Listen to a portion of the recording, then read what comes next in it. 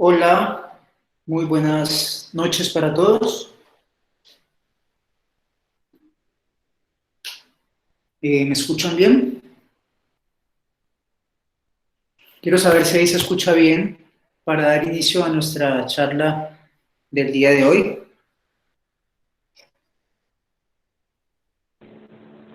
Sí, doctor, se escucha bien, gracias.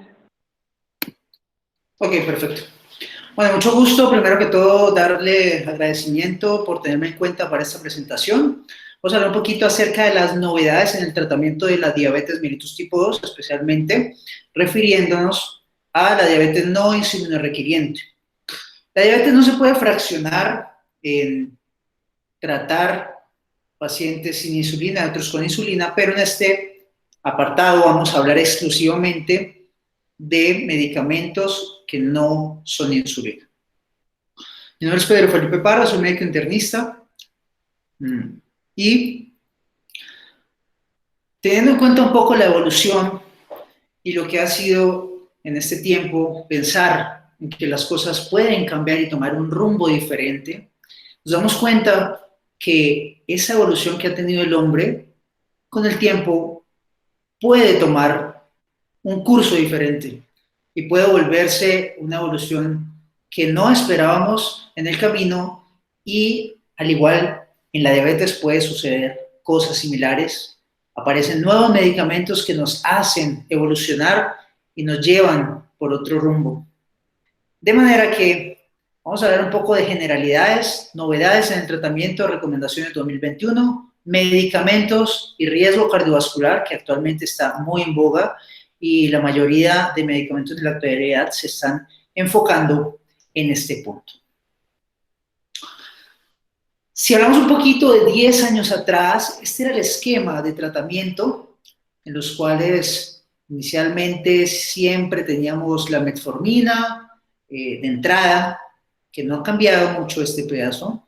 Sin embargo, miren cómo después de la metformina nos acostumbramos a adicionar una sulfonilurea, una tiazolidinediona, un DPP4, quizás un GLP-1, pero realmente no teníamos la suficiente evidencia, el soporte que ahorita tenemos de algunos medicamentos para que esto cada vez vaya evolucionando, vaya creciendo y vayamos cada vez individualizando más a nuestro paciente, tratando de no ser tan glucocéntricos y basarnos solo en la hemoglobina glicosilada, sino tener en cuenta diversos factores que repercuten directamente en tener una adecuada control de la diabetes.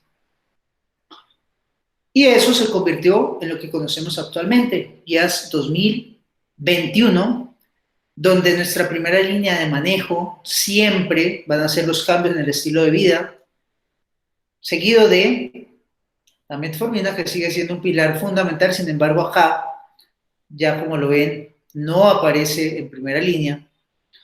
Y empiezan a salir varias aristas que tenemos que tener en cuenta, que las vamos a desglosar en esta presentación, y vamos a ver que ya no solo tenemos que tener en cuenta que el paciente no logre meta de hemoglobina glicosilada, sino que debemos basarnos también en factores de riesgo cardiovascular, si el paciente tiene una falla cardíaca, si el paciente tiene enfermedad renal crónica, entre otros factores que también se ha visto en estas guías que tienen una repercusión importante en la parte social, que no puede dejarse de lado tampoco. Entonces, para hablar un poco e introducirnos en cómo estos medicamentos han cambiado la historia de la evolución, podemos ver cómo los mecanismos fisiopatológicos que conocemos de la diabetes, en el intestino, la disminución del efecto incretina, aumento de la lipólisis, llevan a más hiperglucemia en el estómago, se hace el aceleramiento del vaciado gástrico, lleva a más hiperglucemia, el aumento de la reabsorción de glucosa de igual forma, la captación disminuida en el músculo, que en cada uno de estos va a tener un efecto importante los medicamentos que utilizamos actualmente en diabetes. La disminución de neurotransmisores es importantísimo, de algunos medicamentos que en la actualidad tenemos a disposición para mejorar este mecanismo, el aumento de la producción de glucosa hepática, el aumento de la secreción de glucagón y la disminución de la secreción de insulina son factores que todos llevan a desarrollar la hiperglucemia y empeorar el pronóstico de la diabetes. Y si vemos un poco la evolución de la resistencia a la insulina, la historia natural de la diabetes, pues vemos que a medida que pasan años de diabetes, nuestra función de la célula beta va decayendo en el tiempo, hasta un punto de que la persona va a requerir insulina. Y esto es muy importante saberlo y conocerlo, porque no podemos esperar que un paciente que nos llega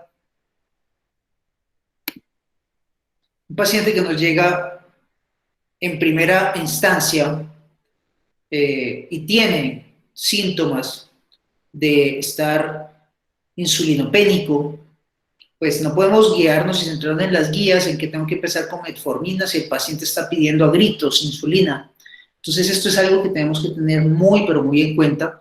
Y a pesar de que no vamos a hablar de insulina, sí es muy importante que cada uno de ustedes interiorice cuándo un paciente realmente requiere insulina y cuándo no.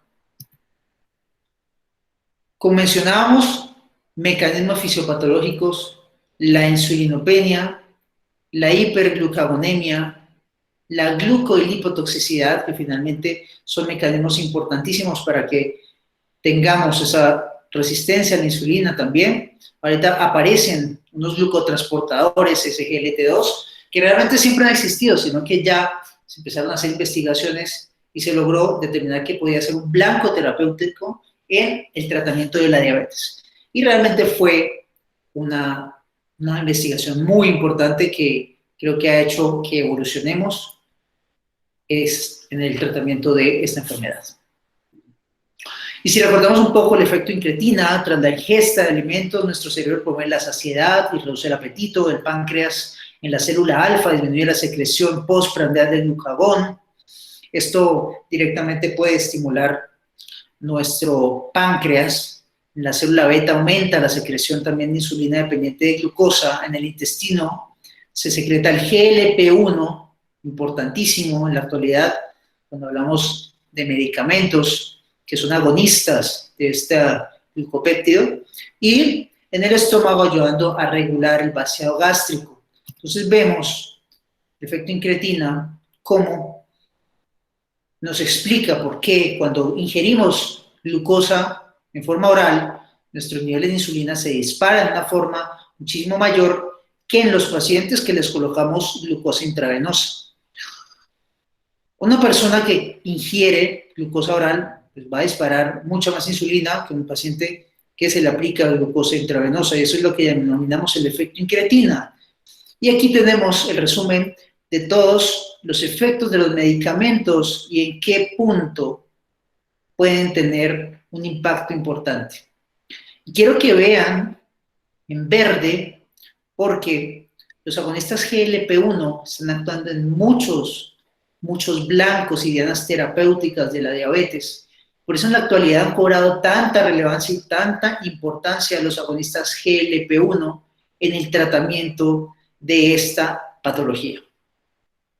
Como se dan cuenta, el resto de medicamentos, cada uno tiene un sitio de acción. Sin embargo, los agonistas GLP-1 actúan en muchos lugares.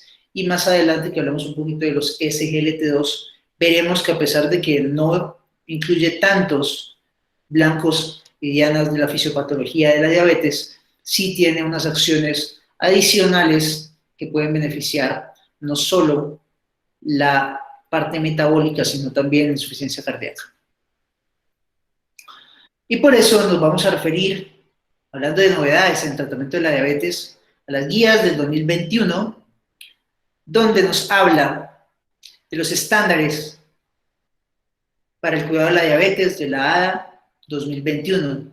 Y aquí hablan de un determinante importante, es el determinante social. Nuevos conceptos, aparece el concepto de incumplimiento de medicamentos asociado al costo, que no se tenía previamente en cuenta.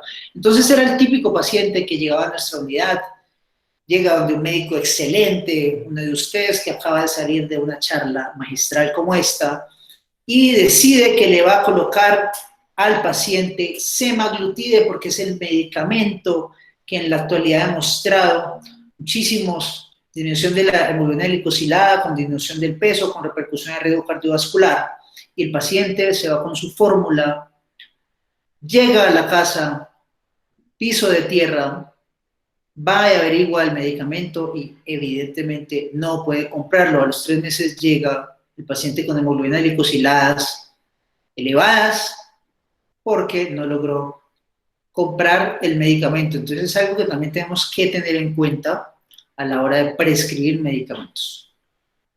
Posible beneficio de los sistemas que combinan tecnología y enseñanza. En la actualidad disponemos de aplicaciones móviles, sin embargo, estas están más basadas en pacientes que utilizan insulina, pero las redes sociales, YouTube, nos han llevado a que podamos educar de una forma más cercana a los pacientes. Así el paciente esté en otro lado, esté en otro país, nosotros podemos darle educación y llegar a que ese paciente mejore su alimentación, mejore su forma de manejar y controlar su diabetes. Y volvemos al punto de las guías, que voy a basarme y voy a centrarme en 2 grupos de medicamentos que en la actualidad han tenido bastante importancia y relevancia en el ámbito de prevención y riesgo cardiovascular.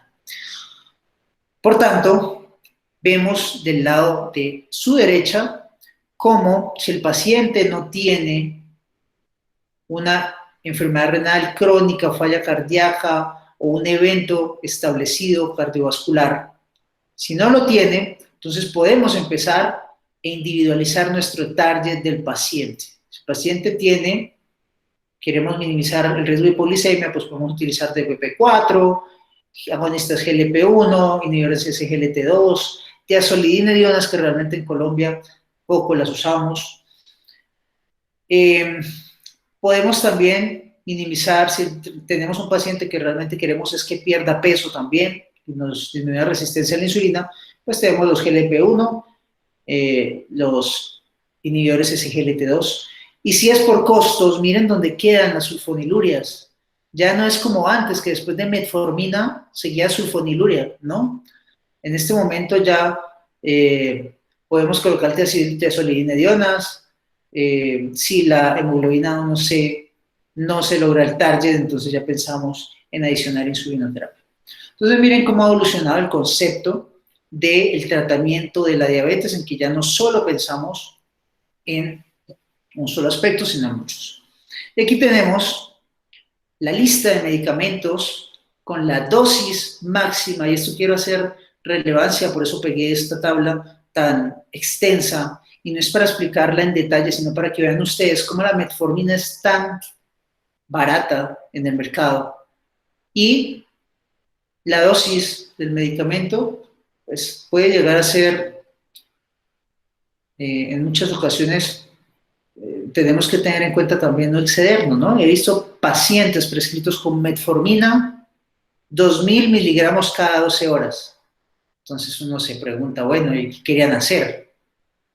Miren aquí, ahí aparecen las dosis, como viene la presentación, La dosis máxima aprobada, 2.000 miligramos de metformina de liberación retardada, 2.550 de metformina normal. Sulfonilurias, tiazolidinedionas, inhibidores de la alfa-glicosidasa, que no los utilizamos realmente en Colombia, metiglinidas, DPP4, esos tampoco están disponibles en Colombia, las metiglinidas, los inhibidores de DPP4 se usan mucho en la actualidad, inhibidores SGLT2, que gracias a Dios ya tenemos disponibles también en nuestro plan obligatorio de salud, y otros importantísimos como los agonistas GLP-1, Colcevelam como secuestrante de ácidos biliares, agonistas de dopamina, que realmente no los utilizamos en Colombia. Entonces vamos a ver el algoritmo de manejo y la primera línea sigue siendo cambios en los estilos de vida. Por favor, nunca se olviden de esto. Siempre prescriben, bueno, llega el paciente, bueno, ¿qué le voy a iniciar? Lo primero que pensamos es iniciar medicamentos. Lo primero que tenemos que hacer es concientizar al paciente de qué debe comer y qué no debe comer. Eso es muy difícil y es una tarea que nos cuesta muchísimo a los médicos, porque usted nunca a un paciente que tiene diabetes le escriben una fórmula médica y le explica, mire, su plato debe ser así.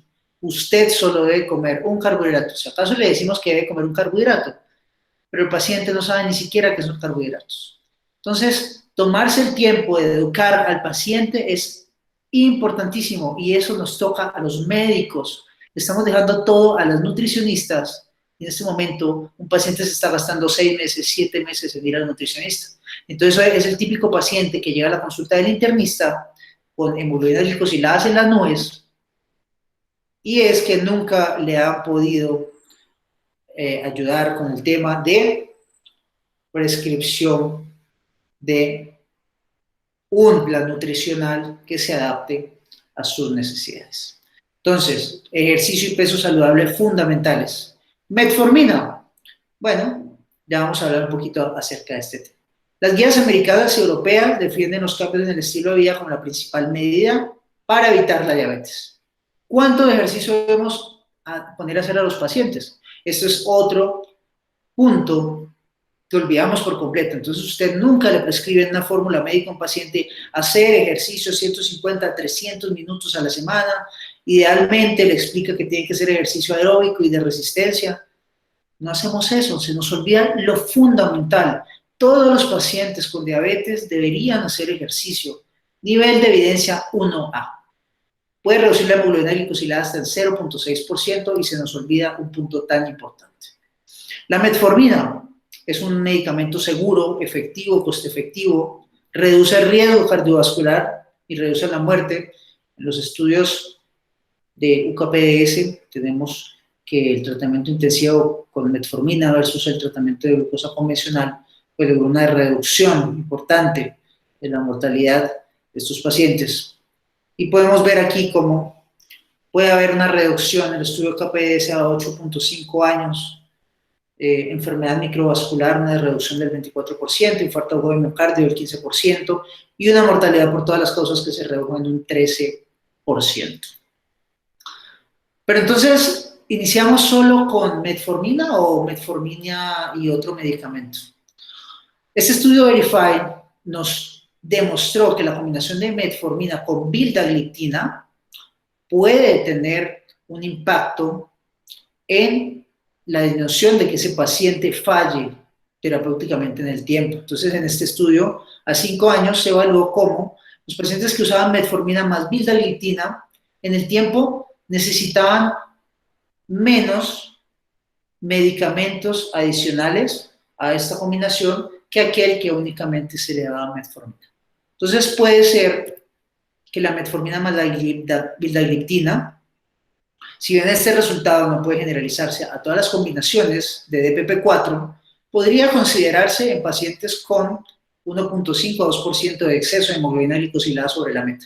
Entonces, si yo tengo un paciente que le he propuesto una meta de 7% de hemoglobina glicosilada y está en 9%, podría de pronto pensar iniciarlo con esta combinación de metformina más vildagliptina a dosis altas. Y recordemos que la metformina el principal efecto de la intolerancia gastrointestinal, y se nos olvida ese punto importante. Y es fundamental que tengamos en cuenta esto, porque muchos pacientes dejan de tomar medicamento por intolerancia gastrointestinal. Recordemos que existe la combinación de liberación retardada o prolongada, que puede mejorar mucho estos síntomas, evitando que tenga que el paciente deshacerse de un medicamento que es muy costo efectivo y que económicamente el paciente, si lo tiene que comprar, pues va a ser mucho mejor que tener que de pronto invertir en un medicamento un poco más novedoso. La excreción renal, la acidosis láctica es muy rara, asociada a metformina, y la asociación siempre, tengamos en cuenta, se nos olvida que los pacientes que empiezan con calambres, que tienen dificultad para pararse o empiezan a tener debilidad en los miembros inferiores, pueden tener deficiencia de vitamina B12. No se nos olvide que los pacientes hay que tener en cuenta, si tienen algún síntoma, pues estarles monitorizando los niveles de vitamina B12. Y entonces así resumimos el tratamiento para elegir el medicamento que vamos a adicionar. Entonces tengo un paciente que de pronto ya está recibiendo metformina, tiene riesgo cardiovascular alto, y aquí se van a abrir dos medicamentos súper importantes, los agonistas de GLP-1 y los inhibidores de SGLT2.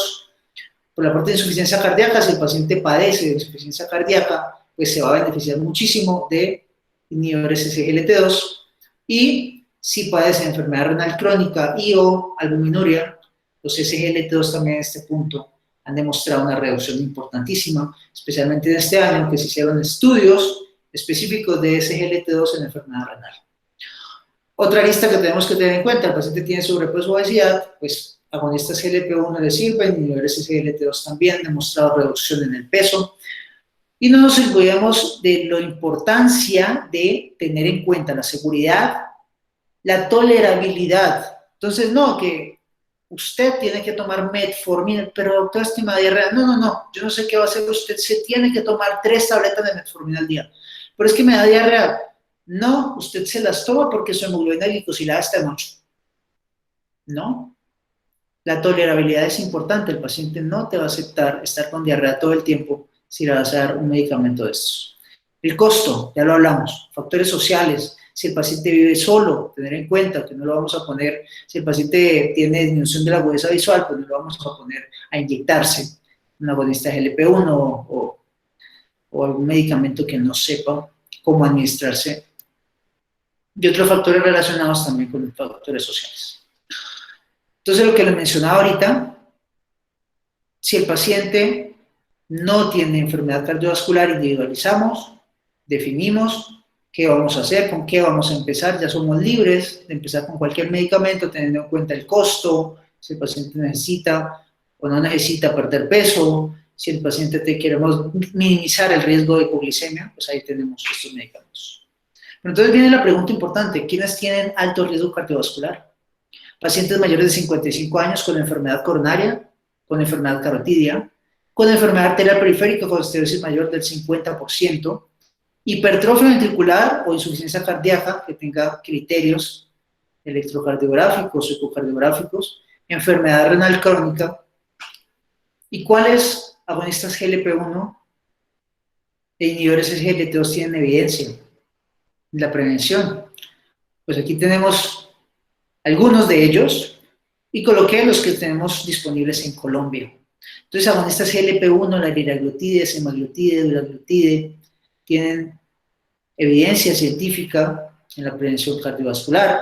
Inhibidores SGLT2, empaglifosina, apaglifosina, canaglifosina y la ertuglifosina, que no la disponemos en Colombia.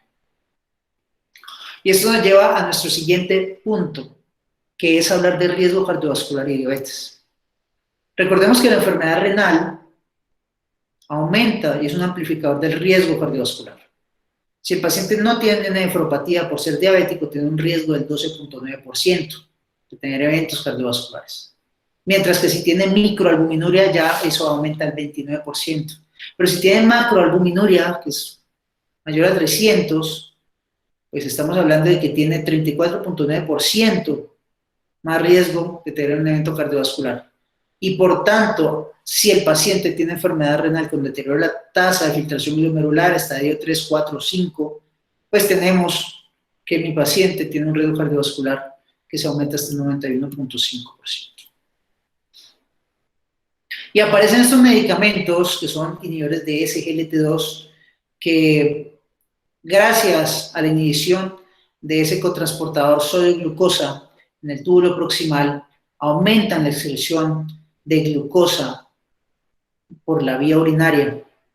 Y esto tenemos que tener en cuenta que pues, va a reducir los niveles de glucosa en sangre, pero también va a aumentar la excreción de glucosa en orina. Por eso tenemos que tener muy en cuenta este punto a la hora de prescribir en pacientes que tengan insuficiencia, que tengan infecciones urinarias a repetición o tengan candidiasis, si es mujer vaginal, que tengan infecciones que estén haciéndolas a repetición.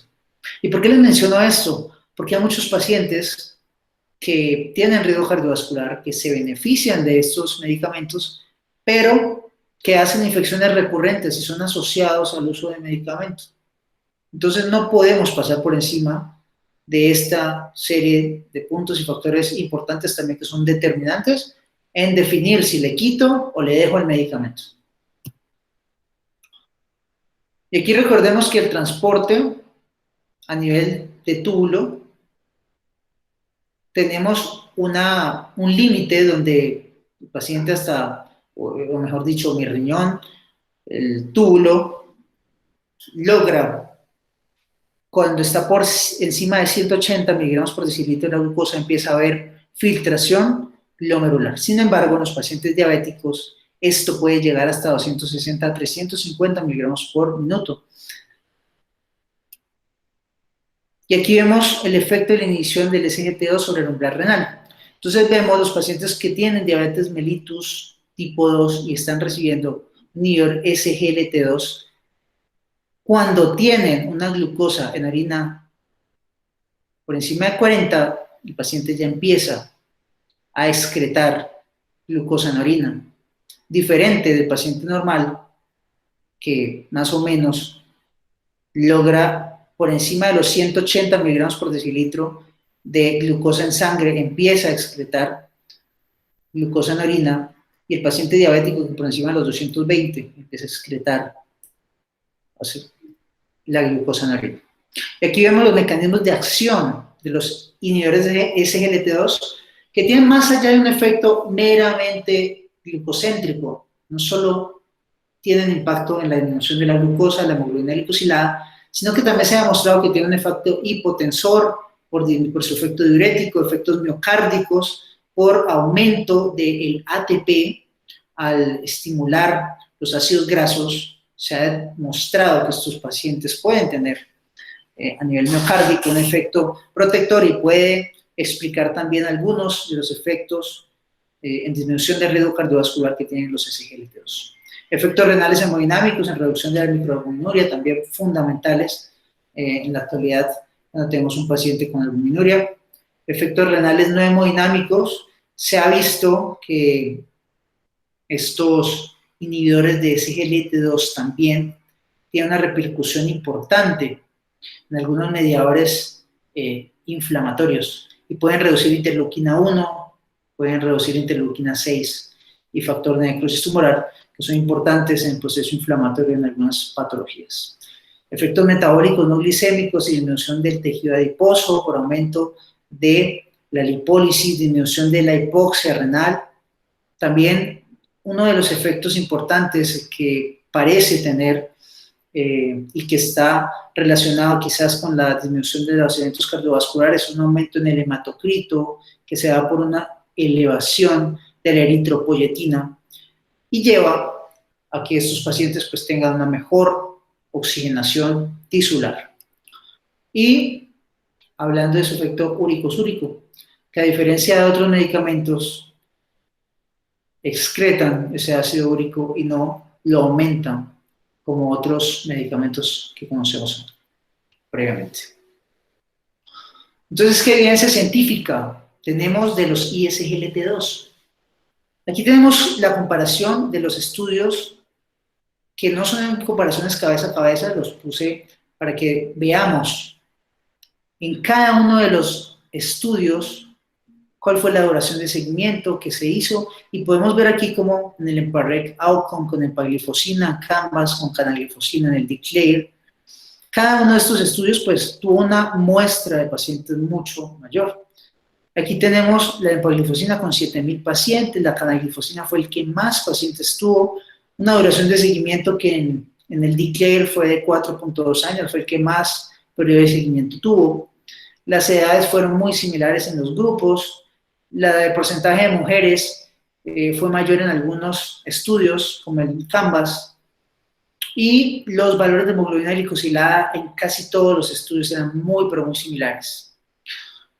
Pero vemos que en dos estudios, especialmente en el EMPA-REC Outcome y en el VERTIS, que habla de la ertuglifosina, tenían un porcentaje de pacientes con eventos cardiovasculares previos, lo cual lo hace estudios con una solidez muy importante para hablar de disminución y reducción de eventos cardiovasculares.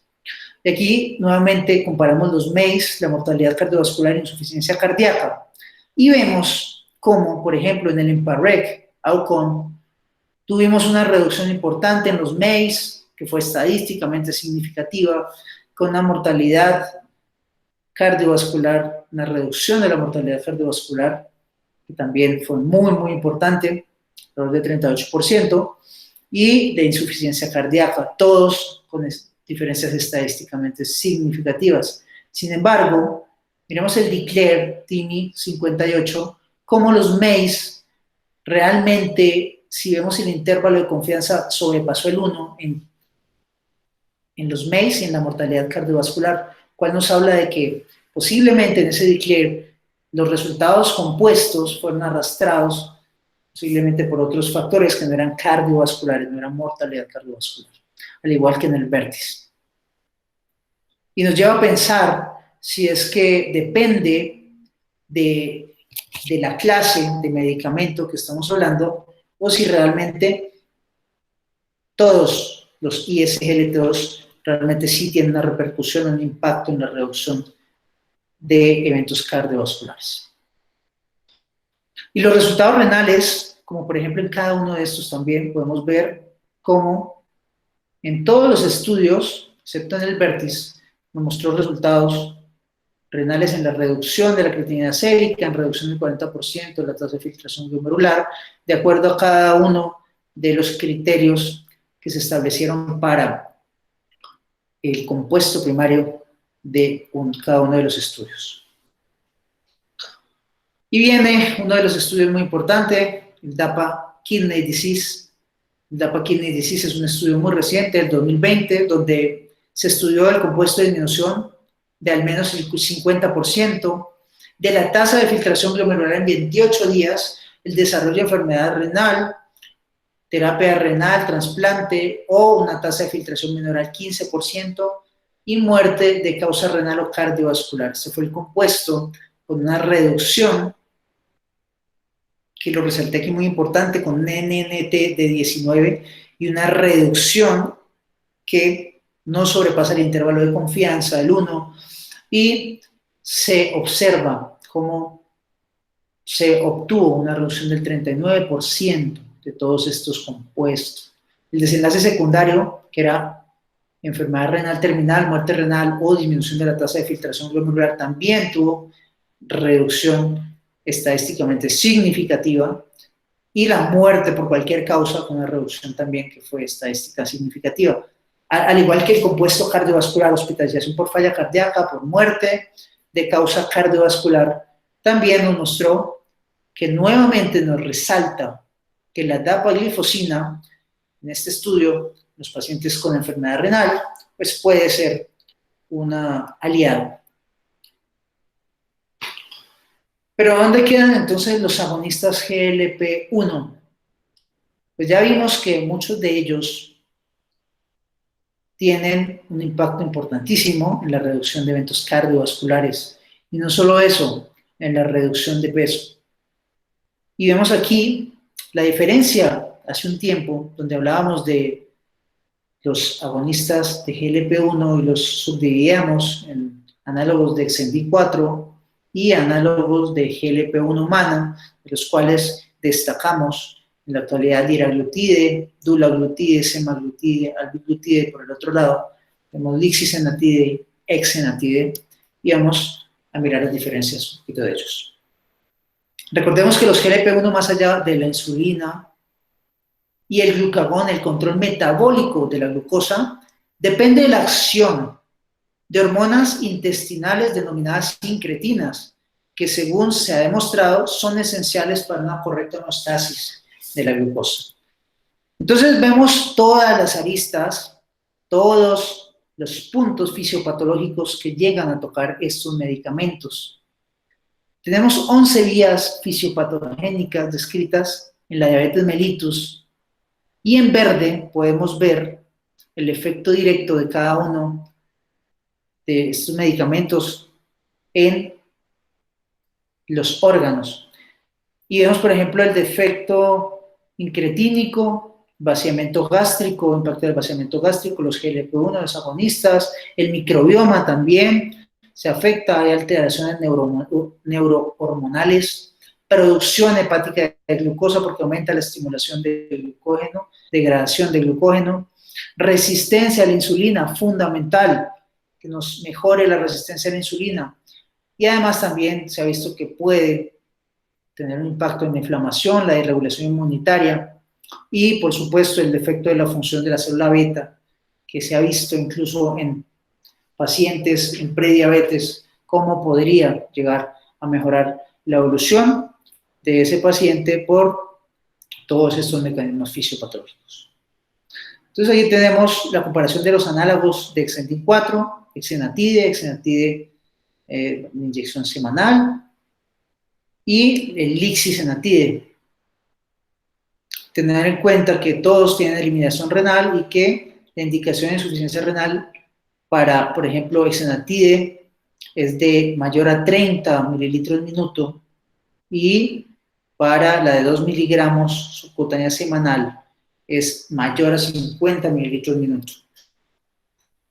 Si lo comparamos con los análogos de GLP-1, aquí tenemos liraglutide, dulaglutide, albiglutide y semaglutide, y vemos las dosis, que es importante también conocer las dosis que vamos a llevar a esos pacientes.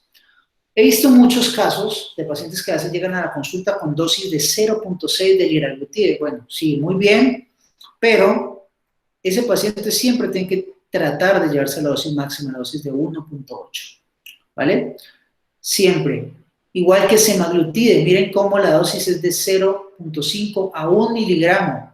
Uno empieza con 0.25, pero no puede dejar el paciente toda la vida en 0.25. Hay que llevarlo a la dosis terapéutica que ha demostrado mayores reducciones de mortalidad. Y miren la tasa de filtración glomerular, como en todos los casos liraglutide, dulaglutide y semaglutide, la tasa de filtración aprobada es por encima de 15, o sea, en el estadio 4 hacia arriba, y para el albiglutide mayor a 30. Ya tenemos los estudios y comparamos los estudios LEAD con Duration, con AWARD, donde vemos las comparaciones de liraglutide, exenatide, lixisenatide, albiglutide, y si ven en rojo, el liraglutide mostró una reducción importantísima de hemoglobina glicosilada de hasta 1.8% en comparación con lixisenatide en el estudio lira-lixi. Otros medicamentos como el exenatide LAR, que mostró una reducción de aplicación subcutánea de hasta de menos de 1.9% de hemoglobina glicosilada. Pero entonces, los invito a que vean la era de los superfármacos. Y es que definitivamente yo creo que nadie estaba preparado y nadie se imaginó que iba a llegar en el 2019 un medicamento que fuera inyectable, que fuera semanal, que redujera la hemoglobina glicosilada entre 1.4 y 1.8%. Adicionalmente, que lograra una pérdida de peso en el paciente de 4.5 a 6.5 kilogramos a expensas de masa de grasa, y que adicionalmente no tuviera riesgo de hipoglicemia, redujera la presión arterial sistólica entre 3 y 7 milímetros de mercurio, y no siendo menos importante, obviamente impactan en el riesgo cardiovascular con una reducción del 26%, disminuye el riesgo de ictus en un 39% y el riesgo de progresión de enfermedad renal en un 36%. Y entonces hablamos de la era de los superfármacos y viene este maravilloso medicamento que ya tenemos disponible en Colombia, con el cual hemos tenido resultados muy, muy alentadores en el tratamiento de pacientes con diabetes mellitus. Y aquí tienen la comparación de los estudios de semaglutide. Algunos también comparan con fármacos orales. Aquí tenemos la comparación básicamente de todos los estudios SUSTAIN, semaglutide versus dulaglutide. En el SUSTAIN 9, semaglutide con dulaglutide, placebo, y vemos cómo hay un cambio en el valor de hemoglobina glicosilada, súper importante en todos los pacientes. Y por supuesto, una reducción importantísima en el peso. Vemos con la dosis dependiente también, de 0,5, y los pacientes que tenían dosis de 1 miligramo, como tenían mayor reducción de peso, alrededor de 4,5 hasta 6,5 kilogramos de peso de pérdida de estos pacientes. Y viene lo que posiblemente va a ser el futuro, que esperamos tener próximamente en nuestro país, semaglutide oral y los estudios Pioneer, donde vemos la eficacia en la reducción de hemoglobina glicosilada y por supuesto en la reducción de peso. En todos los estudios Pioneer, donde se comparó la semaglutide oral con empaglifosina, con sitagliptina, con liraglutide, y vemos unas reducciones importantísimas también en la reducción de peso. De manera que, como conclusiones, debemos iniciar siempre un tratamiento con cambio de estilo de vida. Metformina puede ser la primera opción. Si mi paciente tiene riesgo cardiovascular, yo puedo saltarme este paso e iniciar de una vez con un GLP-1, una agonista GLP-1. Considerar iniciar combinaciones. Vildagliptina con metformina podría ser una buena combinación si quiero iniciar con una combinación dual, sustentada en el estudio que les acabo de presentar. Si tienen el paciente riesgo cardiovascular, optar por GLP-1 o inhibidores de SGLT2. Si mi paciente tiene falla cardíaca o albuminuria, inhibidores de SGLT2, que son los que han demostrado un impacto importantísimo también en estos puntos.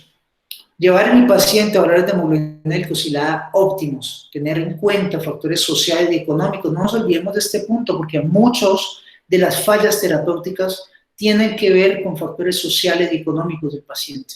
Entonces, nunca olvidemos que también esto hace parte del tratamiento y de que mi paciente pueda lograr unas metas, no solo de hemoglobina glicosilada, sino unas metas de salud integral. Y no se cansen, por favor, de educar y educar a sus pacientes. Es muy importante que les enseñen. No se cansen de decirles, no, mira, es que no son 2 carbohidratos que tienen que comer al almuerzo, es uno. La sopa no.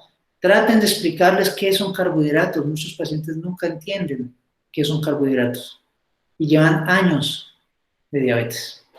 Y por último, no menos importante, ustedes van a salir de esta charla y seguramente muchos se van a sentir que tienen el conocimiento, que ya lo han logrado, que ya se saben las guías 2021, pero van a aplicarlas en los pacientes y se dan cuenta que no es tan fácil. Que ustedes, por más que tengan el poder, intentan una y otra vez llevar a ese paciente a hemoglobina glicosilada óptima, a metas de hemoglobina glicosilada, y no lo logran. Sin embargo, nunca olviden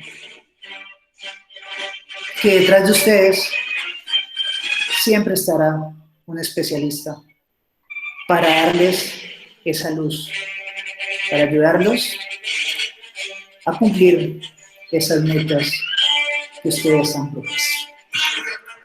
Muchísimas gracias.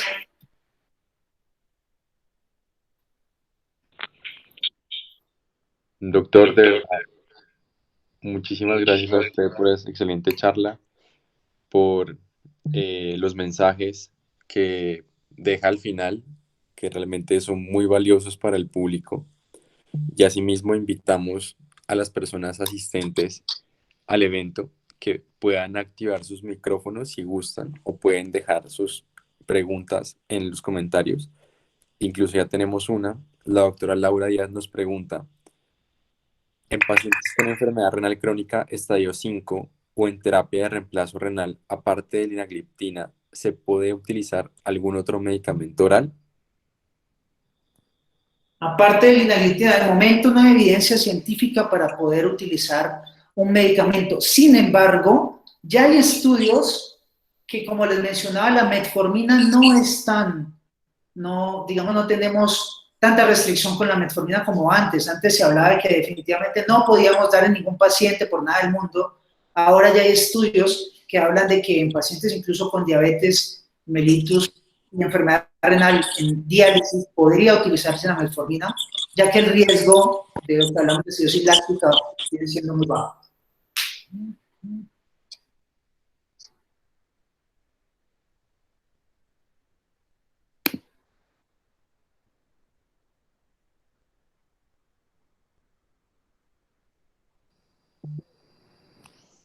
Muchas gracias, doctor, por la respuesta. Entonces, vamos a esperar a ver si de pronto alguien tiene alguna otra pregunta. Y también se envió un formulario.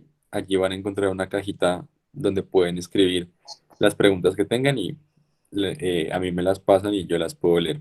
Entonces tienen también esa posibilidad o pueden hacerla por los comentarios del Meet.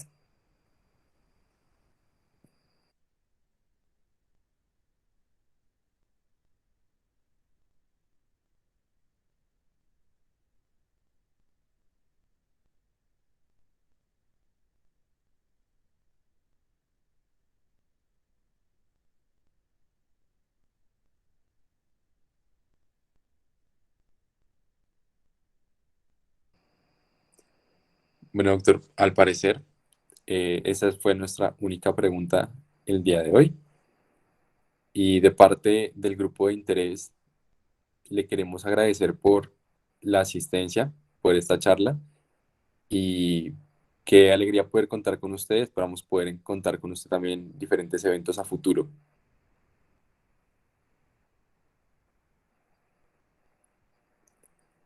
Doctor, qué pena, tiene el micrófono apagado.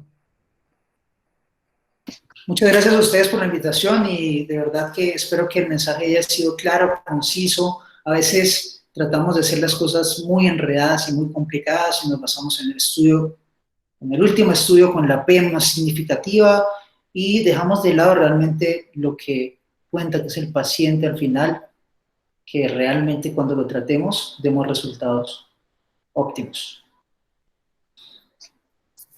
Así es, doctor. Muchísimas gracias. Y a nuestros asistentes, los esperamos en nuestros siguientes días y muchísimas gracias por la asistencia el día de hoy. Feliz noche a todos. Muchas gracias.